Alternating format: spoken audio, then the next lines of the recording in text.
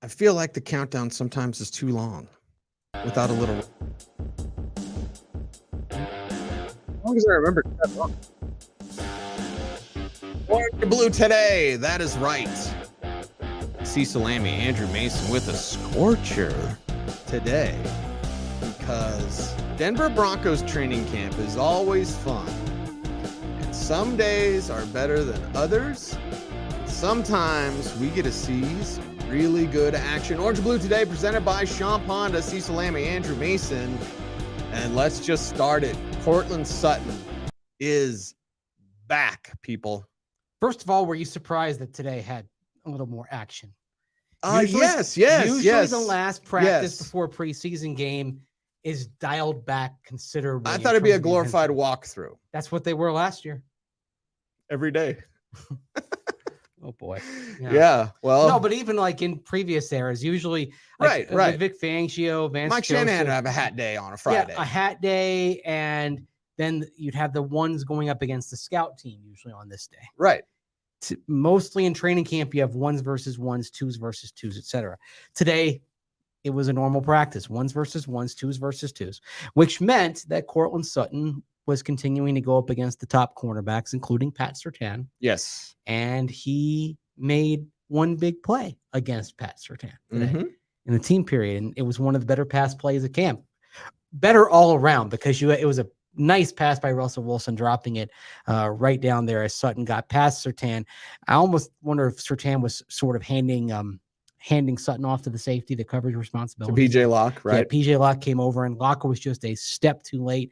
Wilson dropped the pass in down the sideline, and with Locke bearing down, Sutton made the grab. It was about a 30-yard play. Right? It was beautiful. It was nice. Yes, it was great to see, and it was the kind of thing that, let's face it, we didn't see from this offense last year. So, right.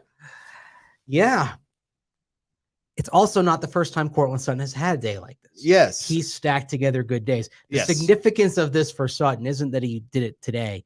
It's that you're seeing him make a significant play every day, and that now he looks to finally be all the way back, nearly 3 years after tearing the ACL. And in fact, Courtland Sutton might be better than ever. Now, statistically, we're left to see. It's a run-heavy team, all these sorts of things. But here's where I think he's different.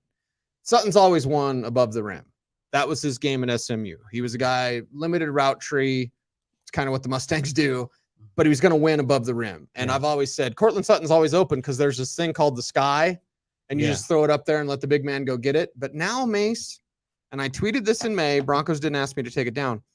I think his explosion off the line of scrimmage and in and out of his breaks is better than I've seen it. He's cutting more sharply. He's cutting sharper than he ever used to. He always rounded out his cuts. Now it's like, bam, foot explode. He's looking good. Like the last time he looked like this, you have to go back to when Joe Flacco was throwing him passes. Like, for all that we can say about Joe Flacco being the wrong QB, the wrong guy for the Broncos back in 2019, there was one thing right about Joe Flacco, and that is that his deep ball made him the right quarterback for Courtland Sutton. And Sutton's numbers declined after Flacco left the lineup after that Indianapolis game in 2019. If Flacco plays out the entire season, the Broncos probably still go 7-9 in that range. But Courtland Sutton probably has like 1,300 yards by the end of the year. Like, a kind of number that makes you say, whoa.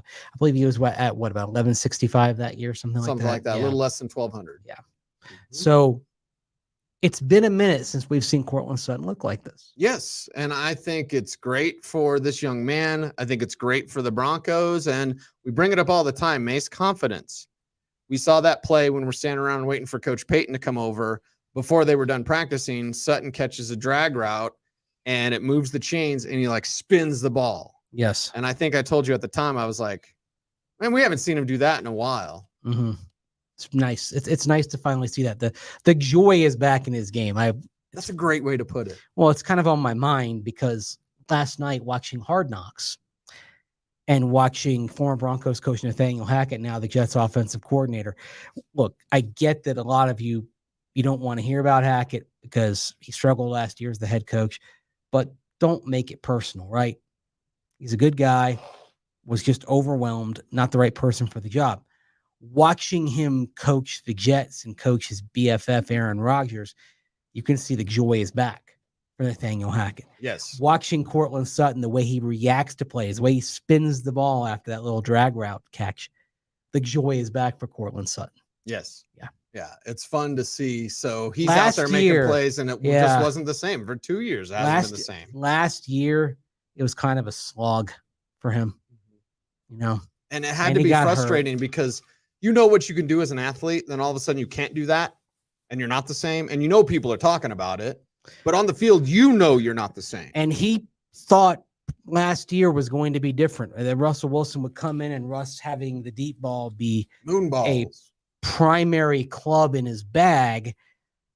Thought those days with Joe Flacco were coming back, and it didn't work out that way. Right. You get why Teddy Bridgewater wasn't going to throw deep. He didn't. Again, what club do you have in your bag? Teddy didn't have the driver. Teddy had some irons, pitching, you know, good pitching wedge, good sand wedge in there somewhere, you know, putter. Yeah, that's his game, but he didn't have the driver. Right. You know, Russ has got the driver. Russ has the driver. Joe Flacco had the driver. Drew Lock had the driver. The problem is he didn't know where it was going. He had no idea. Is it a hook? It is a slice. Is it on the money? Look out. He's playing a little army golf there. Yeah. In the sand, in the woods, in the water. Yes, that's right. There you go. It is orange and blue today. And the best pass from Russell Wilson might have been to Tommy Hudson on a cover 2 beater. Another and we're talking dropping the bucket. There. Dropping the bucket. These are sale concepts. I'm not giving away anything because it's Sean Payton's offense, but sale concepts where it's high-low. Orlando was talking about this on the drive today. Like, Russ is doing the high-low thing. And it's cool to see that when the high's there, he'll take it. Mm-hmm. He doesn't always just go low, check down. He goes high if it's there. This one to Tommy Hudson on the sidelines, cover 2 beater, behind the linebacker, in front of the corner. It was beautiful. Behind the corner, in front of the safety, whatever. It was beautiful, man. When you're going up against zone coverage, there are going to be gaps. You just have to be willing to take advantage of them, right? Take your shot. Yeah, the kryptonite to those coverages is patience to take what's there and drop it into those open areas. That's what Russell Wilson didn't often have last year. Although again, schematically, you're asking him to go through a high number of progressions before he can go off script. I think it was just too much and didn't fit his style. This is more 1, 2, 3 than beyond play structure. Mm-hmm. And it's much more manageable for him and suits his style much more. Most of the success is still going to be within the structure, within those progressions like it was today. But I feel like Russ, knowing that he can get beyond the structure faster, it's just making everything more comfortable for him. And the other thing is he's delivering some nice balls. You're starting to see him now on those slants that are a key part of the Sean Payton offense to just basically keep the line moving. You're seeing him put some zip on those slants. Right. He's throwing those with confidence. That wasn't the case, I would say, just 10 days ago. So confidence we've talked about. You said the fun's back for Sutton. I'm going to ask you, is the fun back for Russell Wilson? Because as he's improving his timing and doing everything that you said, that joy, I'm getting chills, baby. Mm-hmm. Like the joy seems like it's back. It does. It does. Now, granted, I wonder how much joy would have been back if Justin Simmons were out there. Right. Because with all respect to PJ Locke, let's face it, Simmons on that play to Sutton is probably over there a tick faster. Because his superpower is the ability to diagnose QB intent and then ball track. And the ball it was nicely placed, but it did hang up a little bit. And would not all have surprised me if Justin had come down with that. But he wasn't out there. And look, you're not going to face a caliber of safety on the level of Justin Simmons very often. I mean, on the schedule this year, you don't face Minkah Fitzpatrick. You got 2 games against Derwin James, right? That's it. In terms of that caliber of safety. Right. You're gonna see that if Derwin James is healthy. Right. And that's my other point. You're gonna see that twice. Most weeks you're not gonna see a safety who has that exceptional ball tracking skill. Every defense isn't going to be 100% every time you face them. Yeah. So we got to stop this. And I said it on the air just a little bit ago. I'll repeat it here quickly, Mace. We have to give Russell Wilson credit, not you and me, but just the media in general. The royal we? the royal we, like, because too many people say, well, just because Justin Simmons, and that's part of it. It is part of it. But the whole is Russell Wilson is getting better, and too many people that honestly just don't like Russ, and you don't do a good job of hiding it, won't give him credit for improved play. So can the guy win for anything? Well, he did good today, but that's just because blah, blah, It's blah, blah, whatever blah. fits the narrative. That's the problem. You need to go in without a narrative. That's the problem with all media. It Not just actually sports media. Here's the problem. Actually cover what's in front of you. Yes. And what's happening. And what the facts are. Yes. Rather than falling victim to a narrative. I mean, there are whole television networks that are basically functioning around narrative. Pretty much all of them in the corporate media. But when it comes to this show, we are going to tell you what's happening without the extra narrative. And by the way, players can change the narrative. Montreal Washington can change the narrative. I'm not going to be the guy that sits there and bags on a guy all the time because I didn't like the draft pick. Like, if he's doing good, we're going to talk about it. If Russ is doing good, we're going to tell you why he's doing good. And for me, Mace, it's the timing that he's improving on the most. That doesn't keep you from bringing up Isaiah Pacheco, though. Deneric Prince is actually better than Isaiah Pacheco, and I've had Chiefs people tell me that. Little fantasy tidbit there. Okay, interesting. Okay. So, but yeah, it still doesn't stop you from bringing up Pacheco sometimes when Montreal comes up. Okay. Right. Let's just be fair here. Well, we'll be honest. We've been doing this show since last September. Right. You know, I probably talked about him more than Russell Wilson. Yeah. You got your notebook. I've taken notes every time you brought it up. Isaiah Pacheco, Tariq Woolen, although that's with another draft pick who is now suspended. Yes. Yeah. And Jalarian Turner was the pick before Tariq Woolen. Yeah. So you've got that. For me, it is Sam Howell that could have had your backup QB position at minimum in better shape if you'd picked him in the 4th round. Hearing good things about Sam Howell. Yes, Washington. He is doing very well. Fit. The bottom line in this league, because all these guys are talented. You and I go to the Shrine Bowl and Steam Bowl every year. Yeah. We see talented guys. Howell could fit this offense, by the way, too. He'd almost be perfect. That's for this offense. He'd be way better than Jarrett Stidham. Jarrett Stidham's he would have been way better than Brett Rippon last year. He's sorry. And Jarrett Stidham's just a backup. Okay. So this Russ narrative where people won't give him credit. And then we talk about Jarrett Stidham, like, no. It's Russ or bust. Okay. And Russ is playing better. So we're going to talk about it. And we're going to tell you the why. And I questioned it at the beginning of camp. I said, is it a question of trust in the offense, the system, or trust in the offensive line? These are questions that we have not yet answered. But it seems like he's getting what Sean wants him to do. Yes, and that's 1, key. 2, get rid of the ball. There are still reasons to be concerned. You mentioned the offensive line. And there was one play he got outside, nice pass downfield. But yeah, Jonathan Cooper had missile lock on Russell Wilson getting past the right flank of the offensive line. You had it was Isaiah Prince over there today. Right. Yeah. That's still happening every day. I mean, there's good things going on for Russell Wilson in the passing game. Those free rushers that are just whipping around the outside shoulder of the tackle, or they're whipping between the tackle and the tight end. That's still happening a lot. Now, you hear the coaches talk about, hey, there's quality there. And I think Jonathan Cooper and Nick Bonito have both taken the next steps in their development. But you're going to see better than those guys when you get to the regular season from some teams. I mean, you're going to see better in week 1. With all respect to who the Broncos have, you're going to see Max Crosby coming at you at week 1. That's a trouble spot. That's a concern, right? Well, if we start looking over the horizon in week 1, what worries me most for the Broncos' chances? It is Max Crosby off the edge. Broncos are going to have to scheme around him. And if they do, that means you're going to get some other free rushers. And that's, if the Broncos lose week 1, it will probably be because of a failure to protect Russell Wilson on the edge. And here's another thing, and Sean Payton kind of alluded to this when he was talking about the depth chart. We're going to get to don't overreact to the depth chart coming up in just a little bit. But like that first week against Max Crosby, you're probably going heavy. You're probably going extra tight ends. That may not be a very sexy game plan that day. But that, you know what? Did you win? The only boring football is losing football. You know, you remember back in the day, that was a conclusion I came to back in the late 80s, early 90s, watching, Bill Parcells' Giants. Okay. Everyone said it was boring. And, I'm there in Tampa and I'm watching was it Sam Weish at the time? No, it was Ray Perkins and Richard Williamson. Okay. And I'm watching the Bucks go like 5-11, 6-10 every year. And everyone says, oh, the Giants are boring, this and that. And I actually, one day I remember saying, I just see a 12-4 team.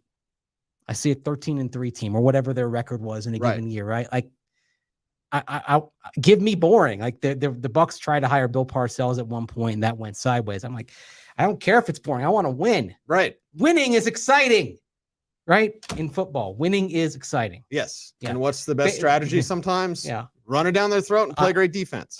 If I really want to get into this, how style is separate from results, that's baseball, that's soccer.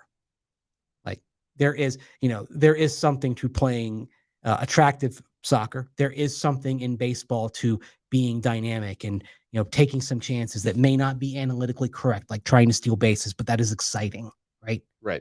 So it's different strokes for different folks, different sports. But in football, losing is boring. Results-based business, and I don't want to make Bills fans mad. My best friend is a Bills fan. K-Gun was awesome with Jim Kelly and Thurman Thomas, but they won. Andre Reed. They won They won a lot of games. I know they didn't win the big one, but when they went up against those boring teams, what happened? When they went up against the guys that can run, the guys that can play some defense. Okay, only one of those teams that they went up against the Super Bowl, I'd say, was boring. And by the way, it was their best chance of beating anybody. Was that Giants? That was the closest they came, 1 point. Yes. The next 3 years, they played teams that could run it down your throat. But also remember the Washington base formation was 3 wide back then. The posse. Art Monk, Ricky Sanders, Gary Clark. Yeah. They beat they could run it down your throat, and then they beat you over the top. And then Dallas had Emmett, Michael Irvin. Dallas had pick your poison attack because they could in the passing game they could beat you with Irvin, they could beat you with Harper, and they could beat you with Novacek down the seam. Like you couldn't cover all those people. So the closest they came was against the team that was a little bit more one-dimensional when you had teams that could ram it down your throat, but that could also beat you over the top. Buffalo lost by 13 points, and they lost by 35 points, and they lost by 17 points. Holy Diver chimes in, says, I think you could scheme around Crosby with Burton. Yep. Yeah. He's making the team. Okay, he's making the team, but then, Burton is chipping on with a tackle to help out. Mm-hmm. And then what happens is you're playing a number down somewhere else. And that's why if the Broncos could devote everything to stopping Max Crosby, and you know what, there's a lot of logic to that, but can everyone else on the can the other Raiders, if you've got a free rusher, if you've got a one-on-one matchup, can they win that? And if that's the case, then the Broncos are going to be in some trouble in week 1. I would say we need to introduce everyone, and the preseason will, and training camp is showing us the Broncos are going to play, as David puts it, narrow most of the year. You're going to be in close games. They're going to be the cardiac kids here in Denver because you're going to run the ball, play great defense. If you're facing in Kansas City, you do your best. But I'm not envisioning the Broncos are going to boat race any of these teams, even the bad teams that are on their schedule. This isn't a 35-10 type of game. This is, 24-21. I was going to say type of game. 20 to 24 points is probably what we're talking about. Yes, with the which Broncos. is an improvement. That's an improvement from what we've seen. But I think we're going to be seeing a lot of 20-17 type of games. Yes, very much so. And you're going to win some games at the margins, which is where special teams comes into play. I'm going to be writing a piece on PJ Locke here in the next couple of days, and he talked about how there's a different vibe in those meetings. It's urgent. You talked to him today. Yes, I did. Very, very. Always enjoy talking with PJ Locke because he's really a good guy. He's a good guy. And he's really smart, and he's been around long enough. I mean, now you look back, he first came here late in the 2019 season. He's seen most of the locker room turnover, and he's still here. But he didn't want to impugn the past special teams regimes. But he's like, this is you go into meetings, and there's accountability. Like you got to. I think the term he used with me is that you got to have thick skin if you're going to be in that meeting room. I think that says a lot. Yeah. And that's the whole team right now. But on special teams, I'd say while Sean Payton is calling the plays on offense, the closest thing to him beyond that is special teams. And the people that are in that room are very much Sean Payton people. In terms of, Chris Banjo played for him. Ben Kotwika coached for him in New Orleans. Mike Westhoff coached for him in New Orleans and is literally the second in command on that staff. And it's a different vibe. This is not, as you would say last year with Nathaniel Hackett, you used the term happy, fun, baby star. Right. This is the exact opposite. Yes. And even Pat Surtain, in my one-on-one interview with him yesterday, talked about the attitude changing because of this coaching staff. 3 years, 3 different coaching staffs. What do you think so far under Vance Joseph and, of course, Sean Payton running the show? Yeah, it's a lot different. The standard, they just changing the attitude, changing the standard around. We're all about winning, focusing on winning games, focusing on getting to that next step, which is the playoffs, Super Bowl, bigger things ahead, for our future. So, they told us, each and every day we're working out here. So, we working to something bigger and better each and every day. Bigger and better each and every day. And he said just the focus has changed. Mm-hmm. The focus is on winning. This is all new. New sheriff in town. Apologies to our friend Peyton Manning. New sheriff in town, new set of standards, new accountability. I like it. It's all different. Everything's changed around there. It's all better. Well, we're fixing to find out how much better, but yes, right now you can see that this team's going to be better. I would be shocked if they do not improve by at least 2 wins. My expectation is 3 to 4 wins. Right. And I know that might be a frustrating end if they're sitting there just out of the playoffs at 8-9 or 9-8. But that's going in the right direction. That is things working. If you get more than that, there's probably a little bit of luck that was on your side. But if things are within the Broncos' control, just encompassing that, they get 3 or 4 more wins this year, I think. Did you take anything away from Sean Payton's answer today about the ownership group? Because our conversation today has revolved around trust. Mm-hmm. Russ trusting the system, Sutton trusting his skills and all those sorts of things. Did you take anything away? I got a little vibe from that answer. All right, tell me your vibe. I got the vibe of empowerment. Yeah. Like Sean Payton knows he's the man. He knows they have his back. There is zero question about who is in charge. And that's a great feeling. Yeah. There's too many cooks in the kitchen, it's cooks in the kitchen, right? Yeah, but I think he also knows he's accountable to them. Yes. They have expectations. They have said, look, you are the expert in this. You do it. We trust you. You say you've got a shop for these groceries, to use the old Bill Parcellsism. We're going to give you the budget to get the groceries you need. Okay. But we expect a great meal. We know it might take some time and there might be some eggs broken in the kitchen, but we expect a 5-star Michelin meal. I like that. Yeah. I like that a lot. I like that message.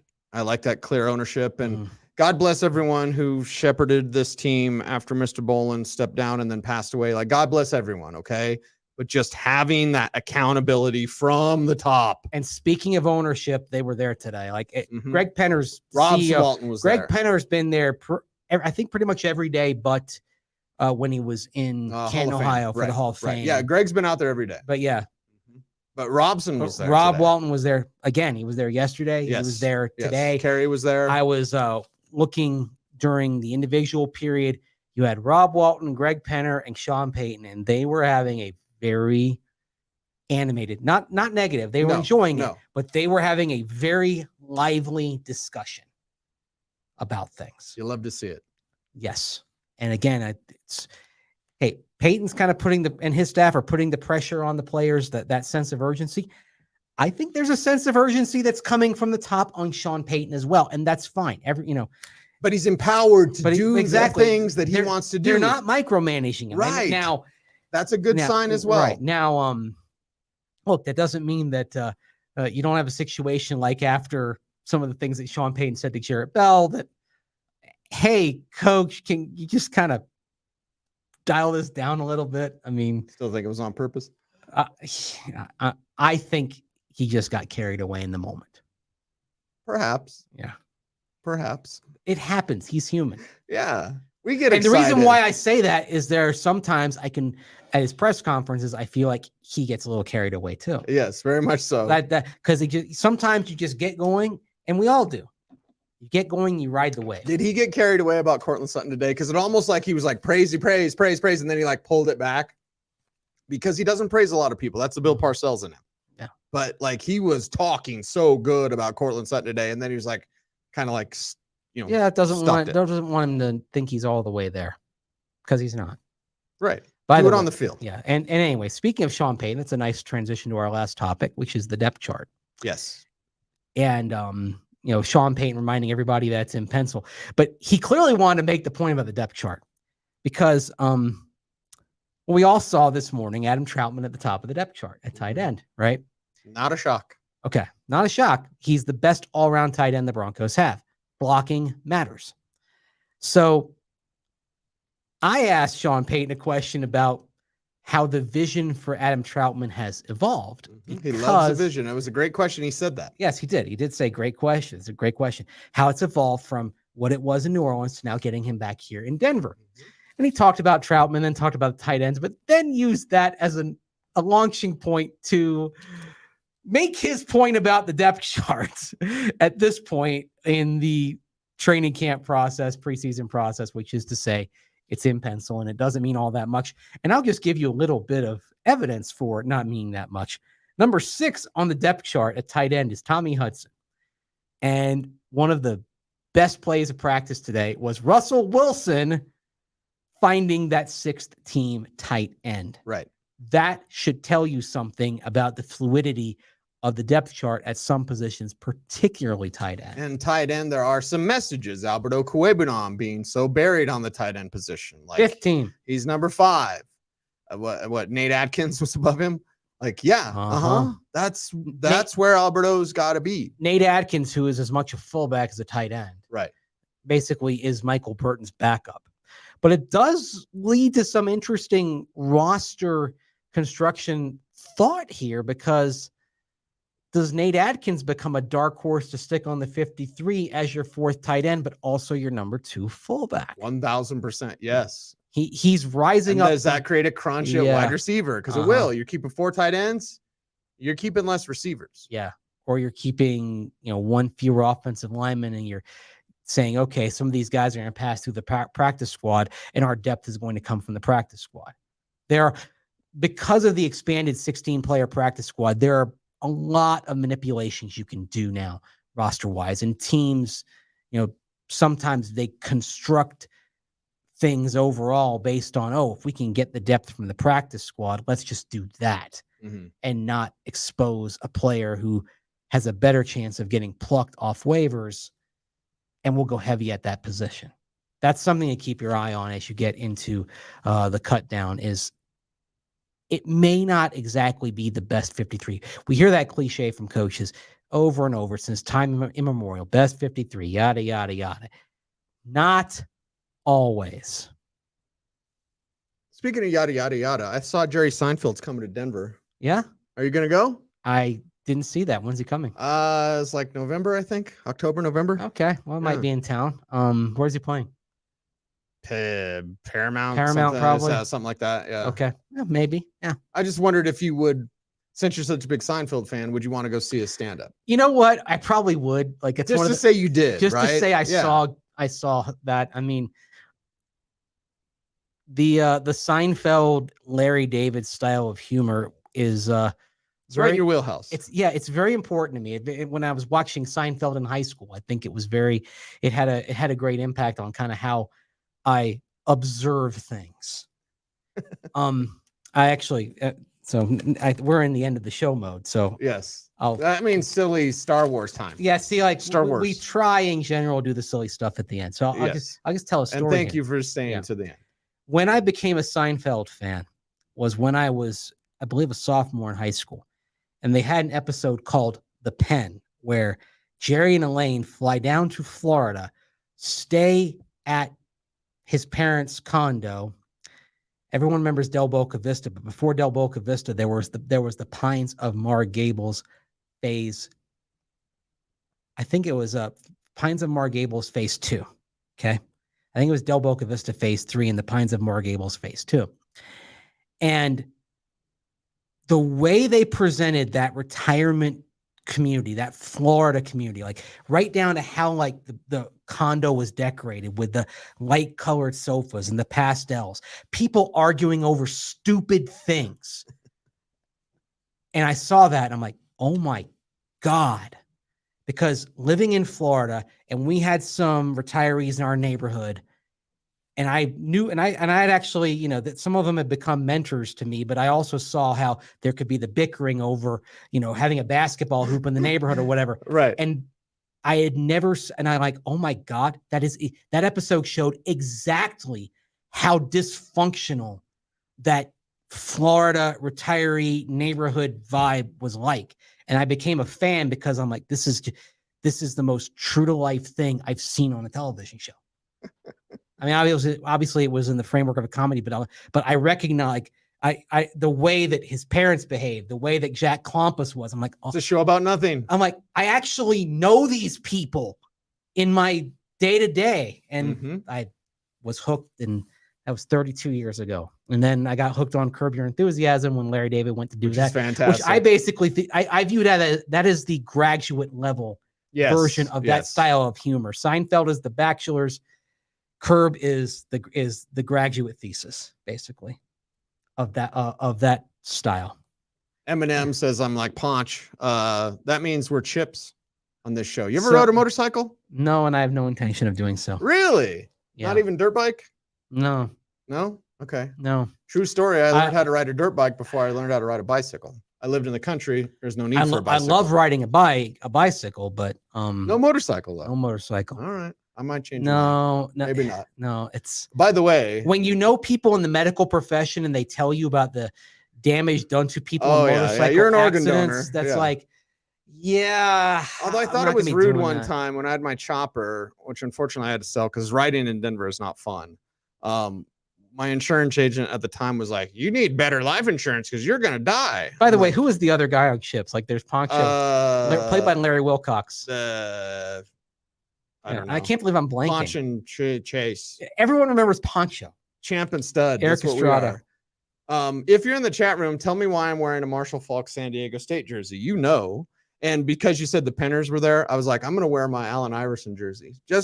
I'm not against sucking up to a billionaire because they're both Georgetown alums. Do people know why this jersey, which the coaches liked, by the way, Coach Payton didn't tell me about it, but the other coaches, I don't know if you heard when they're walking in, they're like, San Diego State. Well, didn't I hear you talking to Darren Mucci? Yes. Who went to San Diego State? Yes. I mean, there you go. Come on. That's too good. But you're Sean Payton, building them up, Buttercup. Of course. Sean Payton was Marshall Faulk's running backs coach in college when he led the NCAA in rushing. So there you go. My homage to Sean Payton. A huge success that really kind of launched Sean Payton. It did. It did. You can say that. It did. It's fair to say. Number 2 overall pick. Yeah. Behind. Okay, so that was the 1994 draft. Yeah. So that would have been, I believe, Big Daddy Dan Wilkinson. You're very correct. Yeah. You're very correct. Bengals had back-to-back number 1 overall picks in the mid-90s, and it was Keyjana Big Daddy Carter and then Keyjana Carter, who tore his ACL, I believe, in his first preseason game. That Penn State running back curse was a real thing. It was. Can you imagine? Thomas. Can you imagine taking a running back number 1 overall today? It's one of those things that. Hey, Barkley went number 2 not that long ago. Well, that was also Dave Gettleman doing the drafting. Okay, Right. There's a lot of layers to discuss on Dave Gettleman and him going in the exact opposite direction of everybody else in football. So many things to say. Yeah. We appreciate you all for watching Orange and Blue Today. We are presented by Sean Ponder. Are we done? Yeah, I guess go on and acknowledge the comment. Josh saying, come to Northport. That's down in Sarasota County, Florida, catch a Braves spring game. Yeah, it's on my list of things to do. Believe me, I've not made it down to the new facility yet, but I do need to catch a game down there and check it out. You do want to head down there. Everyone, we're heading out. No training camp. Make sure you're going to hit the road. Yeah, so I may or may not be on tomorrow. Depends on the connection. Yet. We hope so. Where I am. Might be from Phoenix, a Starbucks or medicine ball tea, baby. Or might be getting lunch or something like that and hoping the connection holds up, I got, I'm sure I'll get some We'll recommendations. figure it out. Yeah, but yeah, I will. Hopefully, I'll check in, and then Friday, it's again kind of depends on. It'll actually probably depend on Phoenix traffic as to whether I am on Friday or not. Just drive safe. I will be on our pregame show on the radio side. Yes. At about 7:45 Mountain Time before the 8 p.m. kickoff on Friday, so you can check me out there. We're actually going to have a two-hour show taking you right up to kickoff over on the radio side. And so, of course, you can listen to that if you're in the Denver area on 104.3. But if you're anywhere, just check out the Denver Sports app, or on Alexa, you can say play 104.3 The Fan, and that'll get you to listen to the show. So check that out. And I'm also doing a post-game show for every Broncos digital, game, right? Including preseason, and that is digital. Yes. Okay. Digital only post-game show. All right, that'll be fun. We still got a lot to do. That's okay. Yeah, because we love you guys. Like, comment, share, subscribe, hit the notification bell so that you never miss a vid, and keep those YouTube comments coming. If you've commented in the chat room, we also need you to comment below on the video. It helps the algorithm, those YouTube overlords, so that we can spread the love for your Denver Broncos. And of course, Orange and Blue today, presented by Champ Honda. He's Andrew Mason. I'm Cecil Lammey. OBT is a BFD, everyone. Thanks for watching. Stay tuned and stay frosty.